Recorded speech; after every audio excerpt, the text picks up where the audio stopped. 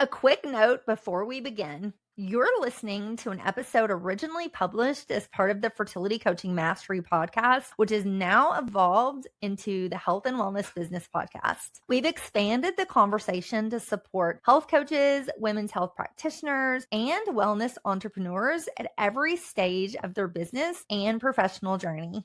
Now, I hope you enjoy this episode. Welcome to the Health and Wellness Business Podcast. I'm Dr. Kayla Smith, a health and wellness business strategist and women's health expert. Each week, I help coaches, women's health practitioners, and wellness entrepreneurs build their businesses, grow their practices, and expand their expertise with practical strategies for marketing, clients, sales, specialization, and growth. Not sure what to focus on next? Take my complimentary wellness business growth assessment at growyourwellnessbusiness.com/quiz.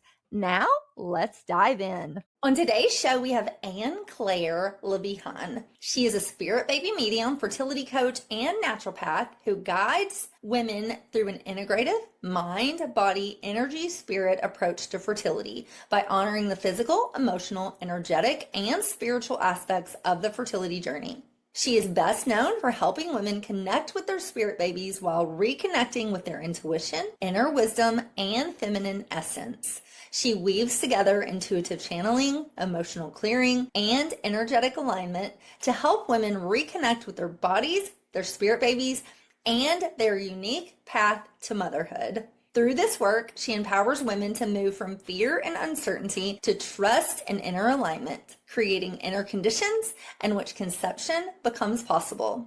And on today's show, we are going to talk to Anne-Claire about building a fertility business through not only strategy, but intuition and alignment. Now, let's welcome Anne-Claire to the podcast. Thank you so much for listening to the Health and Wellness Business Thank you so much for having me, If you Dr. enjoyed this Kayla. episode, follow the show. Me too. I'm really excited. I love talking about business, and so this is going to be a great show. I just want to pick your brain about how you built such an amazing Take practice. the complimentary Wellness Business Growth Assessment. So let's just dive right in. Tell us a little bit more about you and how you got into this work. You're here to make a difference. Let's build a business that there's allows so many you different to do layers that. to it because I studied in medical school in midwifery, and then I quit everything. 5 years later, got into naturopathy, and then was traveling around and I just started with like spirit baby. So I got pregnant in 2019 and really have dreams from my baby that was telling me that I needed to help women, like to show them that they could connect with their own baby, that it was a thing before they come. And because we miscarried, what's happened is it took me there even like faster than I thought, because I wanted to honor the life of that baby. So I started to just do like spirit baby session, and from there it's really grew. Then now I'm like incorporating my naturopathic practice, like a lot of different modality to support women on their fertility journey. I love that. And we talk a lot about spirit baby communication on my Hormone Puzzle podcast, and we're actually going to have you on that as well. So anybody listening that's interested in spirit baby and just getting pregnant with alignments, definitely check out that show. I love that. Well, let's talk about, you talk a lot about building your business, how you have to have strategy, but you also have to have energetic alignment. And so talk to us about that. What do you mean by that?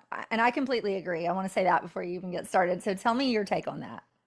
Yeah, so I just often, when we think of creating a business, and if you do research like online or everything, everyone will talk to you about, you know, your niche and the marketing and the communication, like all the tools and the steps, basically, all the things that are very practical. But from my experience, I noticed that you can have that in place and nail it and still have a business that is not working properly and not growing, because you also need to make sure that the decision you make and the direction you're taking feels right to you and is aligned with your value, is aligned with what you want to put out there, and you're not doing it just to have a successful business. So that's kind of like it's always finding the balance between following that inner voice, having a structure in place, and also intuitively know that there is something bigger. And the way I like to see it, with fertility clients is, especially also working with spirit babies, is I like to be asking the spirit babies in meditation to be like, how about you guide the woman that needs my help to me? And the story that I got on like how women find me, there is no marketing tactic on around that. It doesn't mean I don't have any marketing things in place, but what's very interesting is that sometimes we think it's going to come a certain way and it end up coming completely different ways.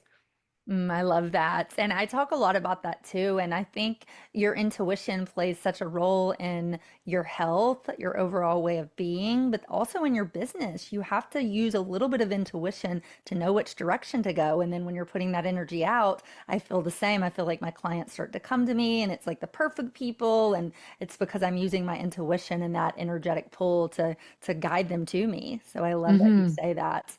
And you talk also about how you can't really grow or build a business without your nervous system being able to handle it. You have to have that inner capacity to grow and to scale. And so, talk to us about that. How does the nervous system play into building your business? Because I think a lot of people wouldn't even think that that would be a piece of it, but it is.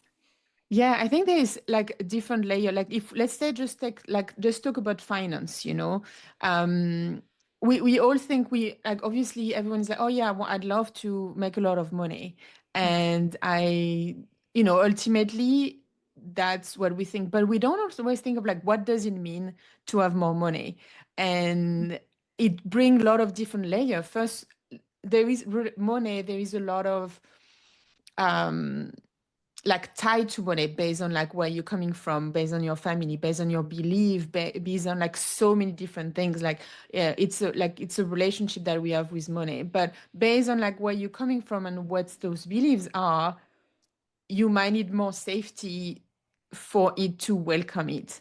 And also what's happened is that growing and having more money, that means there is often more people that are coming in your space. So you need to be able to be in a space where you can welcome them. You have a structure in place that can welcome them, but your system can also feel strong enough to handle everything that is coming. And because, when we talk about burnout, it's kind of Mhm. goes with like the nervous system, like breaking down basically.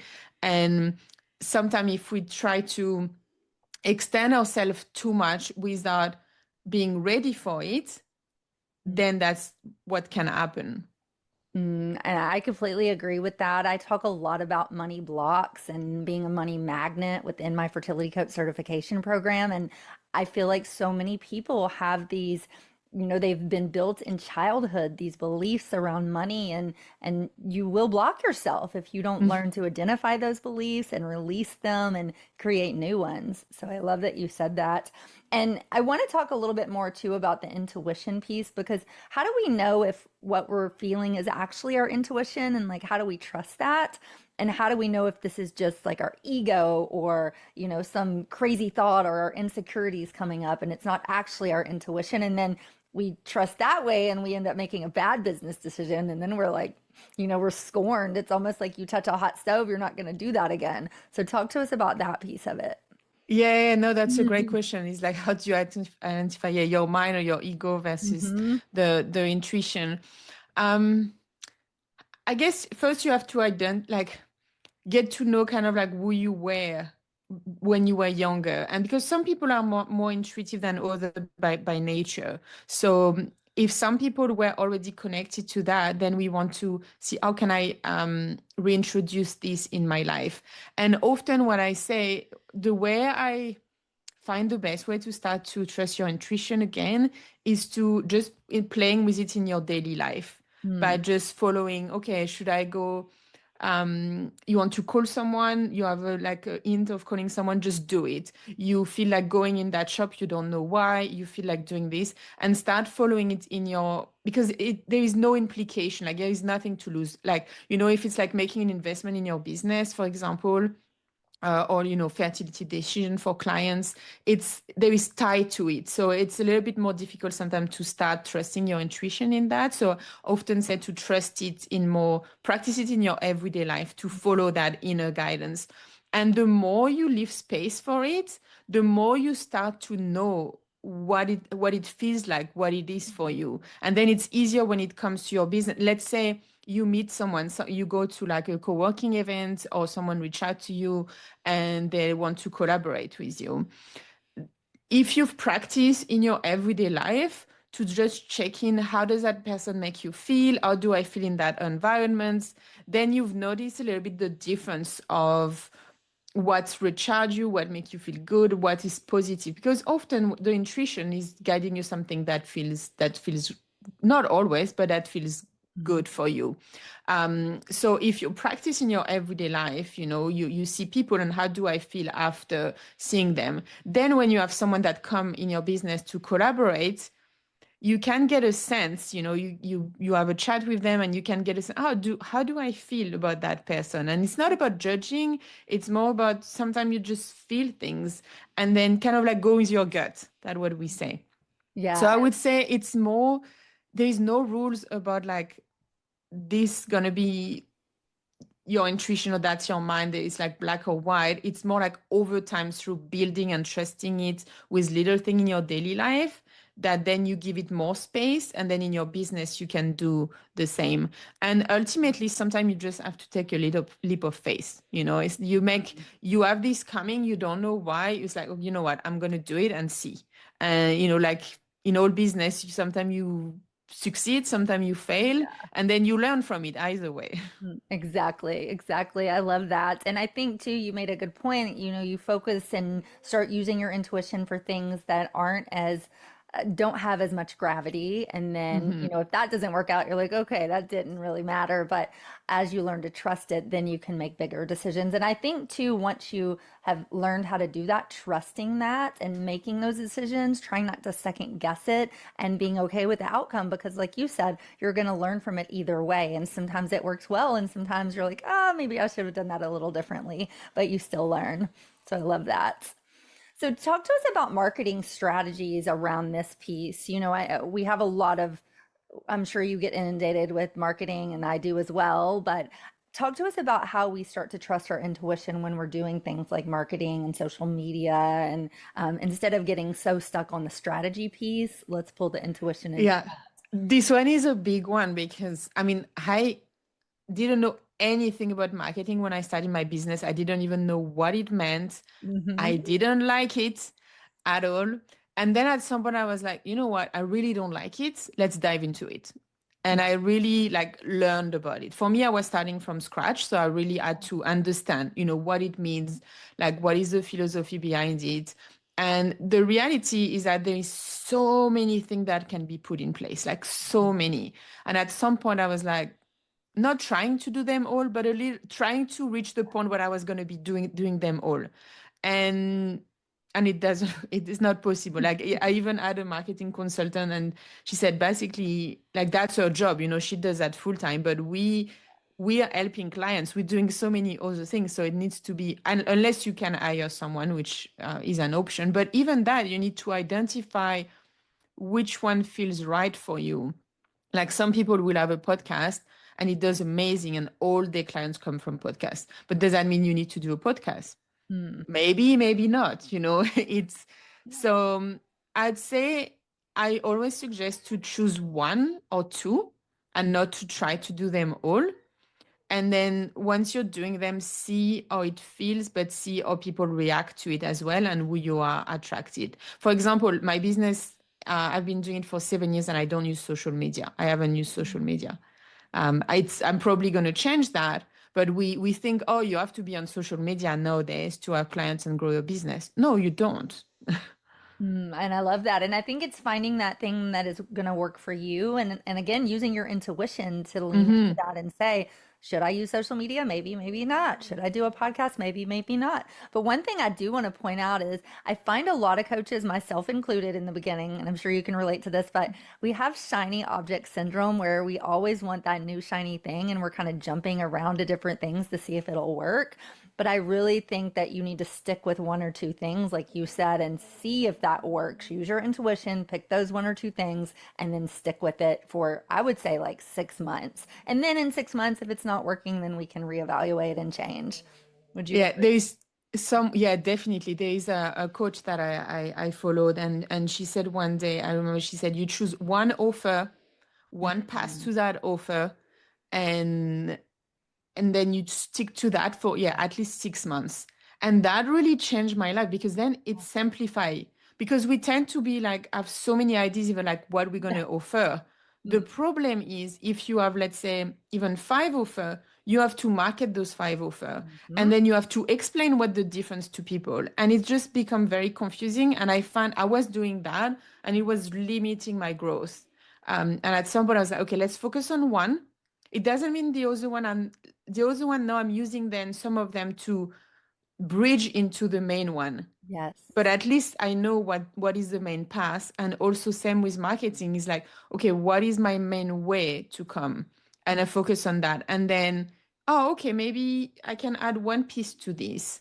But I find the more complex it is, the more difficult it is to grow. And even some coach, they say reach 1 million with that one offer, and then you can like do more. I'm not Exactly. there, Yeah, but I'm not there yet either, but that's the goal. And I think too, sometimes the patients and clients, they get decision fatigue, or if there's too many things to, if you're like, I have 5 offers, they just freeze and they don't pick anything, and then you lose that potential customer, client or patient. So I think yeah. definitely pick one thing or two things, and those are your offers, and you have one way to get into that, and then you stick with that for 6 months to see if it works. So I Hmm. love that.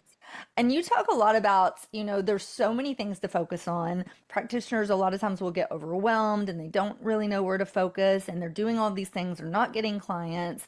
And you tell these, let's pause and focus on this one thing. What is that one thing? The to focus on Yes.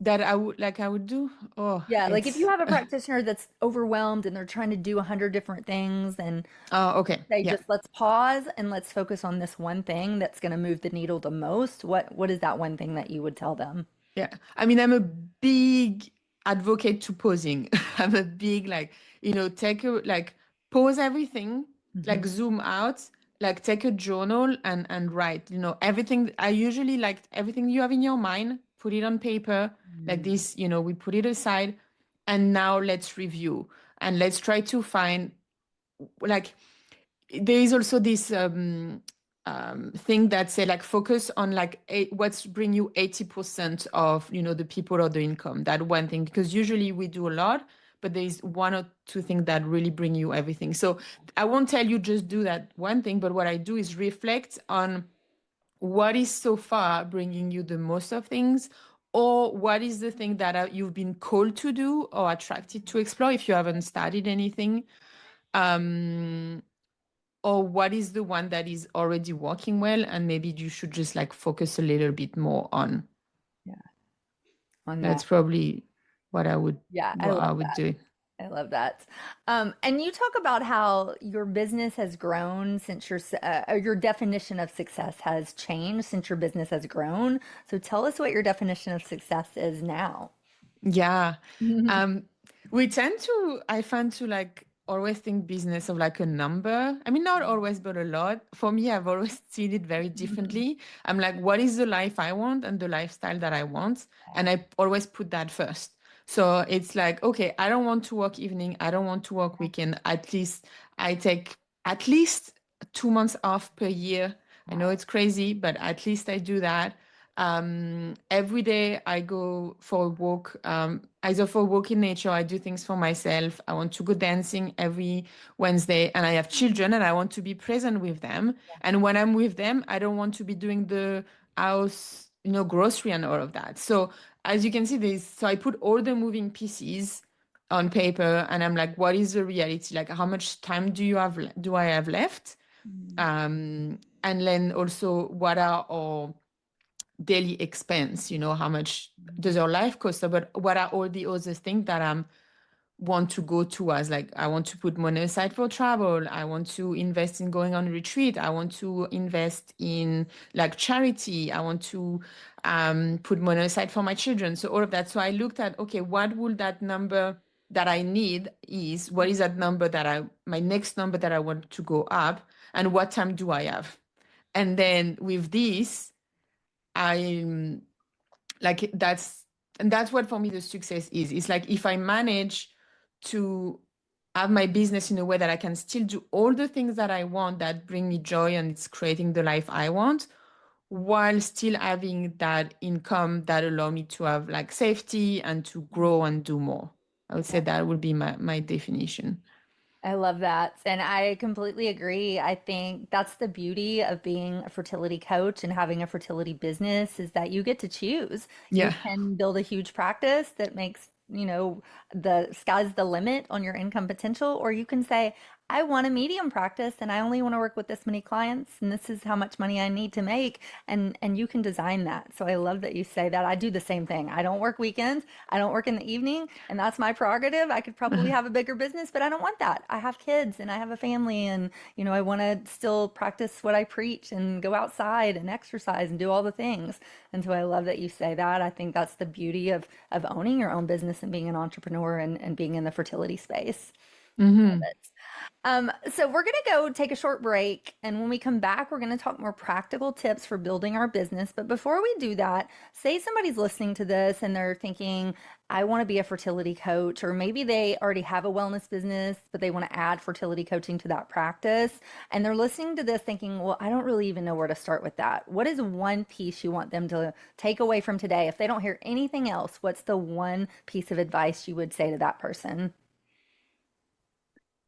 Oh, like the one thing that came when you said it, I don't know if it's going to answer the question, is to probably identify what is your little thing that make you different, that will make you, because especially nowadays, there is more and more fertility coach and it's growing a lot, which is good and it's needed, but there is a lot. So what is the thing that maybe you can add from what you were doing or that sets you apart that you could include and use it in your marketing, in the way you communicate your offers and everything, because you want to be different. You want to stand out. And I think that would probably what I would, because of the how the fertility market is becoming, that's probably what I would suggest to do, to Yeah, identify that little thing.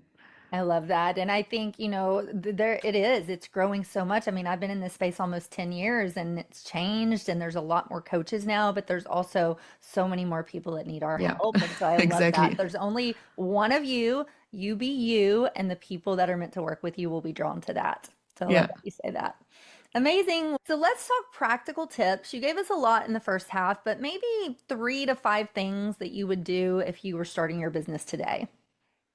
Starting from scratch. Yes. Hmm. It's funny because when I started, the one thing that I've been told is like find your niche. And I hated that question and it blocked me in moving forwards.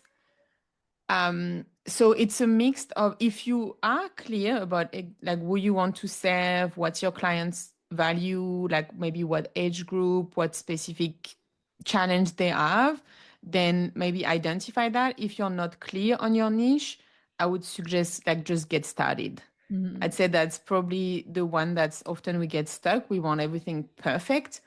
And I said maybe just get started through either you know, an exchange with people, even not necessarily monetary, but to identify what do I enjoy, why am I good at, what's working. Definitely will be my first things that I would go with. Um, then we were talking about that one offer. The reality is that it's very difficult to find it Mhm. if you haven't get to know the people and really identify, like, because you can think from your mind which one you think you're gonna like and what you're gonna enjoy, but this evolved. Like there is no way I would have known 7 years ago that I would want like what I'm doing right now. There is no way I could have put it on paper. Yeah. So it's try to maybe put together an idea of what will be your offer and try to test it, but be open that it's going to evolve based on what you're learning from the people, what you see works and what's not working. So it's always a mix of have a frame, but don't get stuck in it. It's really important to take small actions Yeah. and then choose what one channel of communication. Like which one does speak to you the most? Like, do you want to go on social media? Do you want to do pay ad? Do you want to run an online event? Is it being a host at podcast? The mistake I see often is people, they create everything behind the scenes. So they've created their website, they have their offer, and then they think, oh my God, I'm ready. Now it's going to start. The problem is often it doesn't. So you almost want to do that in parallel to each other. It's like you already want to be seen and go out there while you're creating the things, because the perfect website is not going to bring you the clients, unfortunately. It is needed, but it's not going to do it, like do everything. So let go of perfection, start taking steps. Identify a little bit what you'd like to do and start going out there and find a way, like how would people find you. I love that. And I completely agree. So you said, kind of pick a niche, even though you don't like that word, we do need to focus somewhere. Find your offer and just get started. I say that a lot because I see a lot of our students will hold themselves back because everything has to be perfect. I'm like, just jump in the pool, just get started. You can fix it, as you go, but don't hold yourself back. So I love that you said that. And then definitely one channel of communication. I think pick one social media platform. Don't try to do everything at once. When you first get started, you can build as you grow. So I love that you say that. And even the offer, we tend to think, oh, I need to have to all the create content. Mm, But no, you can have the outline, then find the people, and then you create it with them as you go for the first one. yeah, I love Um, but I think it's not, we all get stuck in like the perfection and want to have Mhm. everything done. Um, but I wouldn't do that. I don't know if I would listen to that advice, but that the advice I would give to myself in Exactly. the Exactly. And sometimes we talk a lot about something called the critter brain, which is like that little voice in your head that tells you you're not good enough. Yeah. And sometimes that perfectionism is that critter brain saying, like, holding you back because you think you're not good enough. And you Hmm. are good enough. People need you. So you just have to put yourself out there. So I love that you say that. Amazing. Well, talk to us about a time in your business where maybe you used your intuition and it did not work out. And if that has happened to you, I know it's happened to me. And tell us how you pivoted from that. Oh, Or if it I hasn't don't happened to know. you, you've been very lucky. So you can say, I'm good. No, no. I mean, I've made probably definitely made decision where things didn't work out, but usually my intuition guides me quite well. So it's probably wasn't my intuition. If it probably was more. Um, I wouldn't say nothing, like nothing come to mind right now. I'm not saying it hasn't happened because for sure it has, but nothing is coming to mind right now. Yeah. And Um, that's okay. Yeah. yeah. Sometimes you can't, sometimes you are And blocking. then I'm going to come out of the call and then I'm going to be Uh-huh. like, oh, yeah, that's it. Right.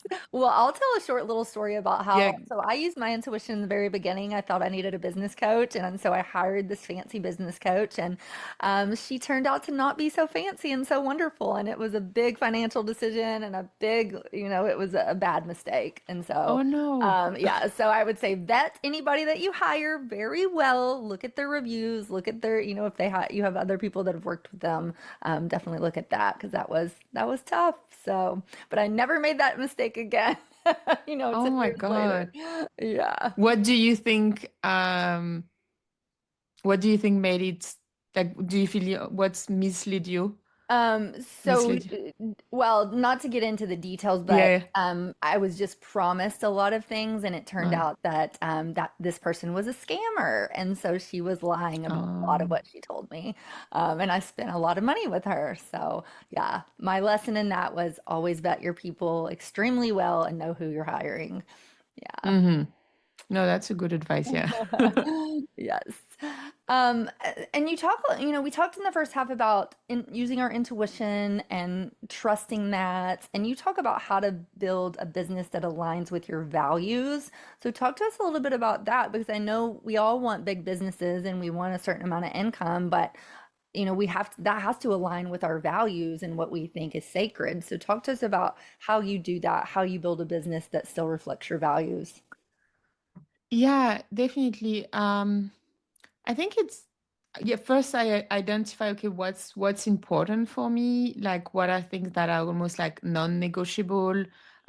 The maybe because there's some type of people, maybe they will have a lot of money and they would pay to work with me, Mm. but they will think that they will do or view things that, for example, concrete example, if someone believes the only way for them is, um, okay, like they only believe in like the science part and they want someone like very practical, um, which needs to be medical and all of that, it doesn't align with how I think see things. So they might have the money to invest, they might benefit from what I do, but it's not going to work. Like it's not going to be enjoyable for them because we're not going to speak the same language and it's not going to be enjoyable for me. So if in my communication, I make it like I'm open to everyone, then I will attract people that we're not going to enjoy working to each other. On the other hand, I like people, that are interesting into alternative way of living, like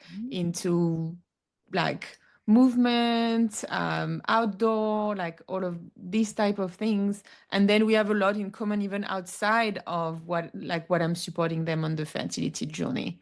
Mm. So it's more come for the value of like what type of people I'm going to attract and that we can both enjoy working together.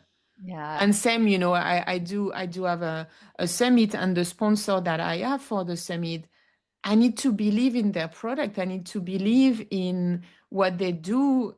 I don't want to be, and you don't have to, but that's me. I can't be showing up a company or someone that I don't enjoy, and I would either not use their product or advise it to anyone. Yeah, and I think that's so hard in the beginning, talking about the clients, because you're trying to build your business and you really want to work with everybody, and you're like, they're going to pay me. But if it's not aligned, I have experienced that where it just is not a fit. And so then you end up draining your energy, you're draining your brain power and all of these things, and it's just not worth it. And I always think of this, if I'm working with this person who's not in alignment with me, then that's taking a spot from somebody who might be in alignment that could fill that spot. And so Hmm. I completely agree with that. You really have to interview your clients and patients and learn, are you guys a fit? And is this person in alignment with your values? So I love that you say that. And on top of that, if you want to start doing like small group or group, you want a good cohesion in the group. Mhm. Like we can feel each other. Like we know if we enter in a room and there is a group or we're part of a group, we can feel everyone's energy. So Yeah. it's a lot nicer if everyone is like on the same wavelengths and do have some value in common. Like for example, I know more and more practitioners are leading with, being Christian, and they really put it out there. And in a way, I think it's quite clever because then they all come together, Yeah. they all have the same religious belief that bring them together on like the other topic, but they have an underlying where they're going to speak the same language and things. And that's a big example. I'm not saying you have to do that, but I think this is get you closer to the people and you trust easier as well. So if you trust the person you're working with and you feel connected to them outside of what you do, then they're going to get result more as well because they're going to follow what you're doing more. They're going to ask you more. Like they're going to be sharing about their journey a lot more than if those connections don't happen. Sure, sure. And I completely agree with that. And I will say in the beginning, I wasn't as good with this as I am now because I did take some people that I was like, well, I just need the client. And it turned out bad. And I ended up having to let a couple of clients go. So we don't want to get into that situation. So use that intuition. And if they're not a fit, it's okay to say that. You're just not a fit. And I always try, if somebody's not a fit, to refer them to somebody that I think might be a better fit so that the Yeah, no, client I think it's still is great. supported. Yeah. Amazing. Well, Anna Claire, we're going to start to wrap up. This has been such a wonderful podcast. I have a couple of things I want to do before we do that. First, I just want to tell you thank you so much. You have built a wonderful business and you're just a wealth of knowledge, and I really appreciate you being here. Oh, thank you so much for having me. That was lovely. I really enjoyed it. Sure. So, a couple of things. First, anything we didn't touch on that you feel like might be important to mention for this audience as we kind of wrap up the show? Yeah, I guess there is one practice that I often like this that goes together. I notice like if I'm if I'm busy, if I'm too focused on something, it's very difficult for me to attract clients. So I need to have the space. Ah. Um, and s- and that's and it's interesting. Sometimes I will stop doing marketing things, and that's when they will come. And Mm. also, I also do a lot of like visualization and meditation where I would see people like coming to me. I will see them like I do small groups, so I see them in the space and all sitting together. I will visualize the money coming in. So I do a lot of those and it works, at least for me. But I believe it can work for you too. I love that. And it definitely works. I do the same thing. And it's your brain can't tell the difference between what's already happened and what might happen. And so if you visualize it, your brain thinks it's already happened and then it does. And so I Yeah. love that. Um, I love it. So one other thing I like to do with my guests is get to know you on a more personal level for the audience. And so this is called the lightning round. And so if you want to play, it's just a little game where I'll ask you a series of questions. You say the first thing that comes to your mind. So do you want to play? Yeah, sure. I'm Awesome. always up to play. All right. So plan it or figure it out as you go. Oh, figure it out as you go. Hmm. How about one business boundary that you won't compromise on? Oh, that's a tough one. You can Business pass boundary. if you want to pass. Business boundary. Um, yeah, I mean, respect for me is a big one. So anything that would feel disrespectful in the communication, in keep canceling it, like things like that. Those are, yeah. Yeah, I agree with that. How about the best investment you've ever made in your business? I feel like all the different like program or coaches that I worked with, Hmm. um, I I haven't had that many. I am more like I take time, but then when I choose them, it's always take me to the next level. I love that. How about one thing that you've said no to this season? Creating my own podcast. Mm. It's Yes, too much. I have too much in my plate, one thing at a lot. time. Yes. How about something that you're saying yes to in a big way? Or like next level of summit coming up. Mm, I love it. And then Mm. the last question, what does a thriving business mean to you today? Feeling like at peace and relaxed and really enjoying every day while still working on my business and enjoying my daily life and have money coming in on my account every day. I love it. So we'll tell everybody where they can find you, Anna Claire. And if you have a free gift for us, tell us about that. Yeah, so I guess my website is probably the easiest. It's under my name, so anneclairelebihan.com. Same on Instagram will be the same. And if anyone is interested to know more about like spirit babies and how they can communicate with them, I have a spirit baby meditation that they can try. And I believe the link will be below, but they can also find it on my website. Amazing. And yes, all the links will be in the show notes. So make sure you guys grab that. And thank you so much. Any final thoughts? Anything you want to leave us with? No, I think just remember that even if there is one person that needs you, that's important that you step forward. So one step at a time, but take that step. I love that. Mm. Amazing. Well, thank you again. And thank you to everybody who's listening to this episode. We'll be back here next week. We hope you have a great week and we'll see you then. Bye for now. Thank you so much for listening to the Health and Wellness Business Podcast. If you enjoyed this episode, follow the show and share it with another health and wellness professional who's ready to grow. Ready to discover your next step? Take the complimentary Wellness Business Growth Assessment at growyourwellnessbusiness.com/quiz. You're here to make a difference. Let's build a business that allows you to do that. Until next week.